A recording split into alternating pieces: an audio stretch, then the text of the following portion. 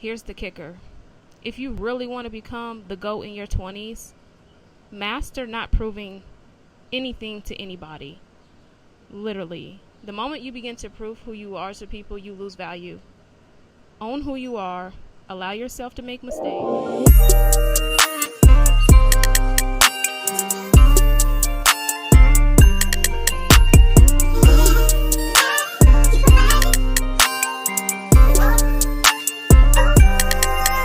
One of the biggest things that I wish that I would have learned earlier on in my 20s is that the 20s, we tend to allow other people's opinions and thoughts about us affect us in what we do based off of our decisions, which can hinder us and hold us back from making the realistic, authentic choices that we would have made if we would have stuck to our own heart's desires versus other people's opinions and validation. In my early 20s, around 25, I had a huge spark within myself, and I was ready to, face the world. What happened was I got beat down. I got beat down by other people's opinions and their idea of me, and I allowed those ideas to shape how I saw myself, and I wish that I would have learned to not internalize them, and I wish that I would have learned to... Here's the kicker. If you really want to become the GOAT in your 20s, master not proving anything to anybody. Literally. The moment you begin to prove who you are to people, you lose value. Own who you are. Allow yourself to make mistakes. Don't allow other people's opinions to internalize into how you feel about yourself. And don't become arrogant. Don't become arrogant. When you become arrogant, people lose respect for you, and you lose out on opportunities, and it's just not easy to step into your purpose when you are arrogant. Remain humble in who you are and confident in who you are. Another thing that I had to master close to 30 was detachment. Detachment is one of those things that we kind of don't really understand in our early 20s because from middle school through high school, you are around people constantly. But the older you get, those people fall away. People lean into who they are, their purpose, and you have to truly learn how to master the art of detachment. People change, things happen. And it's okay for people to go their own way, and it's okay for you to go yours. One of the biggest things that I regret doing in my early 20s was constantly looking at the past and wishing things would have been different. And that's one of the things that you really have to master in your early 20s is allowing things to flow and allowing yourself to be in the moment. Let's get into the good stuff, the girly stuff, the self-improvement stuff, because that's the main thing that I feel 20-year-olds should focus on the most is their self-development. How they look, how they feel about themselves, their confidence. Because when you turn 30, you're a whole nother beast. And I mean that. Because not only do you not care as much in your 30s, the best thing you can do for yourself in your 20s is to focus on your physical appearance, your body health, what you put inside your body, your mental health, and your spiritual health. You focus on those 4 things in your 20s. When you turn 30, girl, when you turn 30, you're going to be a problem. And in your 20s, most of your drive and motivation is going to be coming from things that happened in high school. People who did you wrong, people you want to prove points to, people you want to shit on, people you want to stun on. The best thing you can do for yourself in your 20s is to starve the need to prove those points. That is hindering you and slowing you down from becoming the best version of yourself. It is a distraction.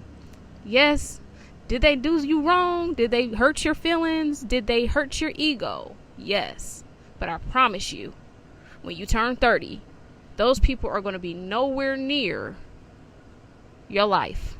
People literally grow up, move on with their lives, and you never see them. I live in a small town. A lot of the people that I went to school with, I don't even see them at the grocery store. It is very rare that I see somebody that I don't like from middle school or high school at the grocery store. And here's the kicker. You may not know this, but that drive and motivation that you have to stun on people from your past won't last forever. Eventually, you'll heal. Eventually, you'll be forced to elevate. And when you elevate, you have to let go of certain things and certain pains and certain, emotions. So focus on mastering your emotions so that when it's time for you to elevate in certain parts of your life as you grow older, you can let go of certain things that hurt you. When you get to the point where you really want to heal and elevate, you have to let go of what was driving and motivating you. And sometimes it's connected to painful things. Learn to be motivated for yourself. Learn to change how you are motivated. Seriously. Let's talk about trauma for a minute. Because in your 20s, your trauma don't really start bubbling up to the surface right away for some of us. For some of us, it do. The best thing that you can do for yourself in your 20s is to work on your trauma. Work on your trauma in your 20s. Get that on over. It's going to be pain. Listen, the best thing I did for myself was figure out what was hindering me and figuring out what was hurting me. And dig that mess up. Face it. Cry it out. Do what you need to do. Get close to God. Pray through it. Fast through it. Work out through it. Isolate through it. Do what you need to do in your 20s to become the best version of yourself in your 30s so that you're not facing some of the most toughest things later in your life. Okay, I'm going to go ahead and give you one more tip and then I'm going to go ahead and close this out because your girl is hot. Y'all. Is it hot? Where you at? Because it's hot. It's hot. I'm going in the house. Okay? But anywho, 20s. Y'all. Network and really master being shy. If you're shy, you really gotta master that in your 20s. You gotta master that. You gotta master the need to the ability to communicate with other people and to network because that's going to be super important for you, especially when it comes to opportunities. And if you are wanting to become, somebody important, then you're going to have to talk. You're going to be able to communicate. And plus, it is very important to sound like that girl, period. So, girl, master your shyness. Get out your bubble. Okay? Okay, y'all, I'm going to go ahead and close this out. If you haven't already subscribed to my channel, like this content, go ahead and do that. This is what supports my channel. Help your girl out. I am also a mail lady on the side, so YouTube is kind of my hobby for right now. So support your girl's hobby, okay? Please. I do content for mail carriers as well. So if you are interested in becoming a mail lady or mailman, then this is definitely the channel for you as well. I just kind of share both sides of myself, if that makes sense. I don't like to leave parts of myself out. We are multifaceted people, and I'm learning to express each version of myself freely because that's something that I had to learn in my 20s, y'all. You are multifaceted. Tap in. Peace.